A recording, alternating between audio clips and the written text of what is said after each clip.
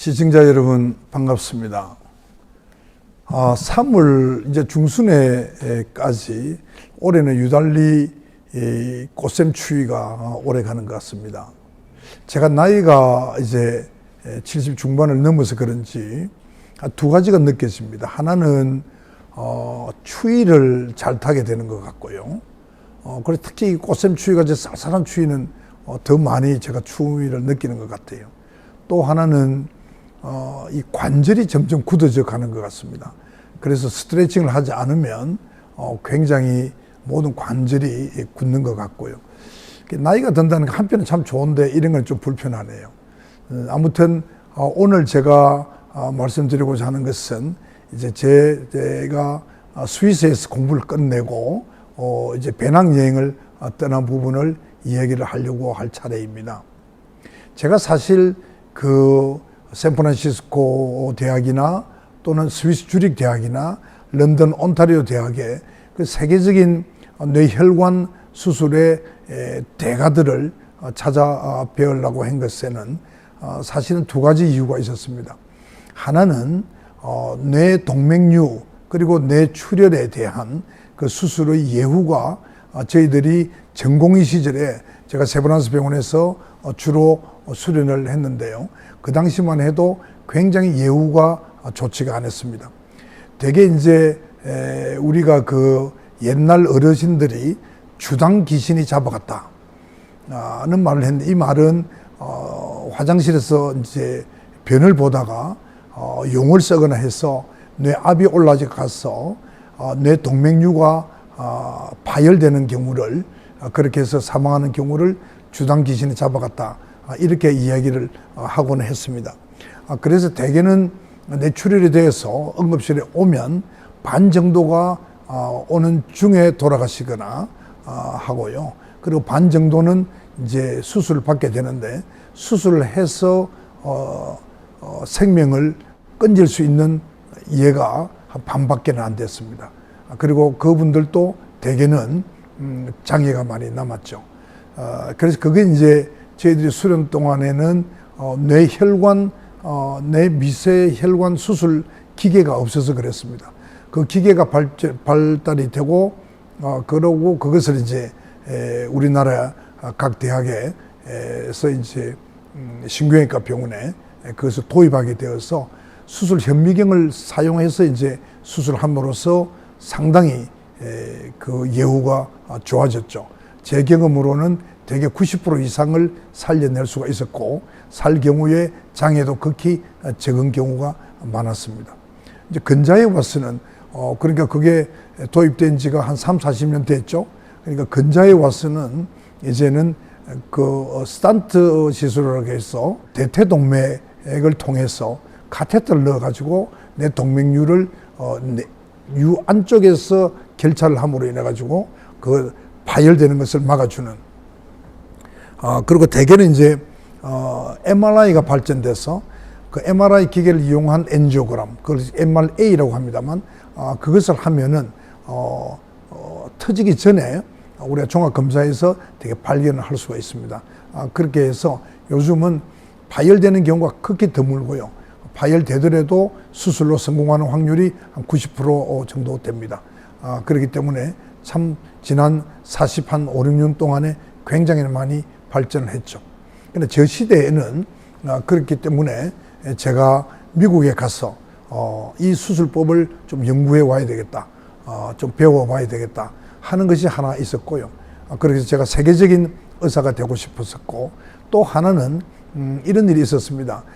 제 그 가형이 당시에 세브란스 병원 신경외과 치프 레지던트, 다르게 말하면 수석 전공의였는데요. 제가 그 당시에 세브란스 병원에 인턴을 할 텐데, 제가 신경외과 로테이션을 돌 때입니다. 그때 이제 신경외과 치프 레지던트가 해전을 돌고 난 뒤에 그 당시 부교수입니다. 제가 조남은 기억이 확실히 안 납니다만, 그 키가 크시고 미국에 오랫동안 공부를 하시고 오신 분이 계시는데, 그 선생님이 이제 끝나고 컨퍼런스를 하는데, 그 선생님이 제가 누군지 모르죠. 그 치프 레지던트 정헌아 선생의 동생이라는 것도 몰랐고요. 제가 이제 마침 신경외과를 로테이션 할 텐데, 그래서 그 뒤에 이제 앉아 있었습니다만, 그때 그 한모 교수께서 제 형님 보고, 너 애비가 오면 이렇게 치료해라. 하고, 아주 꾸지람을 하는 걸 제가 들었습니다. 그러니까 형님의 애비가 바로 제 아버지니까요. 그래서 제가 그때 그 말을 듣고 충격을 받았어요. 내가 언젠가는 훌륭한 신경의사가 돼서 한모 교수 당신보다도 더 나은 신경외과 의사가 될 것이다. 그런 결심을 제가 한 적이 있습니다. 그러니까 그런 계기가 저로 하여금 신경외과의 내 혈관 전문의로서 명의가 될 수 있는 하나의 기초를 마련했다고도 볼 수 있겠습니다. 아무튼 그런 이유로 제가 미국에서 펠로를 끝나고 난 뒤에 또 그 전후에 제가 그 세계적인 의사들을 찾아가서 실제 레버러토리에서 제가 그 수술법도 많이 연마도 하고 그렇게 했습니다. 제가 이제 그 런던 온타리오 대학에 떠날 때 뉴욕에 있던 그 아파트는 그대로 잘세를 주고 한 서너 달 두었습니다만 거기에서 이제 떠날 때에 제가 조금 스케줄을 잡았었죠. 그 중에 하나가 1980년 12월부터 6개월 동안 캘리포니아의 로마린다 의과대학에 이제 그때 조지 오스틴 교수가 뇌혈관 수술에 또 유명하신 분이었습니다. 제가 클리니컬 펠로우를 하면서 미세혈관 수술을 많이 못 해봤기 때문에 마지막 귀국하기 전에 그 로마린다 의과대학에서 제가 그 미세혈관 수술을 마지막도 연마하기 위해서 제가 리서치 펠로우로 신청을 했고 6개월 동안 그곳에서 일할 수 있게끔 허락을 받았습니다. 그래서 제가 이제 그 로마린다 의과대학에 가기 전에 제가 런던 온타리오 카나다의 그 대학과 그리고 스위스 주릭 대학을 가고 그리고 유럽에 간 김에 한 달간 연수가 끝나고 난 뒤에 제가 이제 혼자서 배낭여행을 떠나게 됩니다. 제가 이제 부산대학교 1학년 때부터 사진예술을 취미로 했기 때문에 제가 망원렌즈가 달린 카메라를 하나 들고 이제 스위스를 떠나서 제가 처음에 간 곳은 뮌헨입니다. 뮌헨에 가서 또 뮌헨에서 잘츠버그로 갔고요. 잘츠버그에서 이제 비엔나를 거쳐서 제가 베니스로 갔고요. 베니스에서 플로렌스, 피렌체라고 그러죠. 그 피렌체를 가서 그리고 이제 로마로 들어가가지고 로마에서 제가 이제 니스로 갔다가 니스에서 파리를 거쳐서 파리에서 런던으로 가서 런던에서 비행기를 타고 뉴욕으로 들어가는 그런 스케줄이었습니다.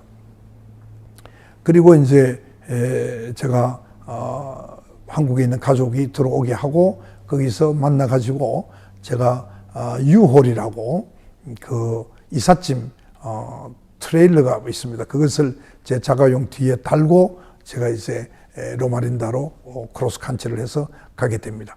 이 스케줄을 하면서 그 당시에 그 유명한 책이 하나 있는데 그게 이제 유럽 여행에 관한 건데 유럽 on $15 a day 해서 유럽에서 하루에 15불을 쓰는 그런 것을 가이드를 하는 이제 책이죠. 그 책을 제가 사가지고 그 계획을 딱 잡았으니까 유레일 패스도 사고 그게 이제 T라고 해서 트란스 유로피안 익스프레스 유레일 패스를 한 달치를 사고 그리고 이제 그 여행을 떠나도록 계획을 다 잡았습니다. 그래서 이제 스위스 주릭 대학을 끝내고 이제 뮌헨으로 가는데 대강 그 제가 스케줄을 밤 열차를 타고 침대 칸을 타고 그리고 새벽에 다음 그 도시에 도착을 하고 이제 그런 식으로 이렇게 해서 호텔비를 이제 최소화하고 돈을 그 당시에는 경제적으로도 여유가 없었기 때문에 그렇게 이제 여행 스케줄을 잡았습니다. 그래서 요즘에 보니까 그게 15불이 이제 50불로 되어 있더라고요. 근데 그 당시는 1980년이었기 때문에 15불로 하루를 유럽에 지낸다는 거죠. 그리고 그 책에 보면 어느 도시에 가면 방값이 얼마짜리가 있고 얼마짜리가 있고 이제 이런 호텔도 소개가 되어 있고 식사도 가장 싼 것이 얼마에 어디에 있고 그리고 이제 박물관도 무료로 갈 수 있는 곳은 어디 있든 이런 것들을 쭉 다 소개해놓은 책자라서 제가 지금도 기념으로 갖고 있습니다만 굉장히 유용한 책이었습니다. 그래서 아마 유럽 배낭여행을 할 때는 지금도 이제 그때하고는 좀 달라졌겠죠. 그래서 $15가 아니고 $50, 50불이 필요한 그렇게 책 이름, 책 제목이 바뀌었고 제가 갈 그 당시에는 동구가 오픈이 안 됐기 때문에 체코나 헝가리나 이런 나라들을 가볼 수가 없었는데 이제 요즘은 다 갈 수 있으니까 많이 달라져 있을 것입니다. 유럽에 배낭여행 가실 분들은 참고로 하시면 좋을 것 같습니다. 아무튼 그렇게 해서 주릭에서 제가 밤 열차를 타고 이제 짐덱하는 사전 예약을 했죠. 그렇게 해서 뮌헨에 새벽에 도착을 해서 그 뮌헨에서 아침 식사를 하고 그리고 이제 그 역 근처에 있는 그 호텔을 그러니까 지금 치면은 별 하나짜리도 아니죠. 되게 이제 한두 사람 같이 자는 그런 합숙하는 곳을 이제 빌려서 그 이제 짐을 풀고 제가 제일 이제 비싼 게 카메라였으니까 카메라는 베고 잤습니다. 베고 자고 그렇게 하고 이제 뮌헨에 도착해서 뮌헨의 올드 타운을 쭉 구경을 다 이제 그때 제가 3박 4일 했습니다. 그리고 마침 그 보니까 올드 타운 옆에 잉글리시 가든이라는 큰 대공원이 있었어요. 그게 제가 정확하게는 모르는데 100만 평은 될 것 같습니다. 제가 귀국 후에 동아대학의 조경학 교수인 김성환 교수와 제가 그 프론티어라는 와이즈맨 클럽을 통해서 아주 가까운 사이가 됐는데요. 김성환 교수님이 우리나라에 100만 평의 그런 국가 도시 공원이 많이 생겨야 된다는 것을 주장하면서 우리 부산에도 그것이 있어야 된다. 이렇게 해서 시민운동을 뭐 지금 따지면 한 40-50년 해 오셨죠. 그래서 제가 그분을 만나고 지금도 제가 거기에 이제 고문을 맡고 있습니다만 제가 그 돕는다는 이유 중에 하나가 제가 뮌헨에 갔을 때 그 잉글리시 가든을 제가 완전히 크로스 해가지고 카메라를 메고 곳곳에 이렇게 다니면서 그 사람들을 중심으로 해서 사진을 촬영을 많이 했습니다. 아주 그 도시에 그런 녹색 공간이 숲도 아주 우거지고 겨울물도 흐르고 제가 그런 것을 보면서 우리 부산에도 이런 대공원이 있으면 좋겠다. 그래서 우리 시민들이 휴양을 얼마든지 할 수 있도록 주말에 가족들과 시간을 보낼 수 있도록 되는 공간이 있으면 좋겠다. 이런 생각을 하게 된 계기도 그게 있습니다. 물론 이제 제가 뉴욕에서 1년 생활할 때에 그 뉴욕의 여러분 알다시피 센트럴 파크이 있지 않습니까? 그 센트럴 파크도 아마 100만 평까지는 안 될지 모르겠습니다만 상당히 넓은 공간이죠. 제가 그것도 이제 보면서 이런 대공원은 그 대도시의 허파, 폐의 역할을 한다. 제가 그런 생각을 하고 지금도 노력을 하고 있고 제가 국회의원을 하면서 하나의 업적 중에 하나 있다면 그 김성환 교수를 중심으로 한 대한 조경학회의 도움을 받아서 국가도시공원법을 제가 만들었습니다. 그래서 아마 그 국가도시공원법에 따라서 우리 부산이 1호 국가공원이 될 수 있도록 지금 노력을 하고 있다는 말씀을 아울러 드립니다. 그 뮌헨을 떠나서 이제 그 다음 행선지는 제가 그 오스트리아의 짤츠버그로 향하게 됩니다. 여러분 오늘은 여기까지만 말씀드리겠습니다. 여러분 대단히 감사합니다.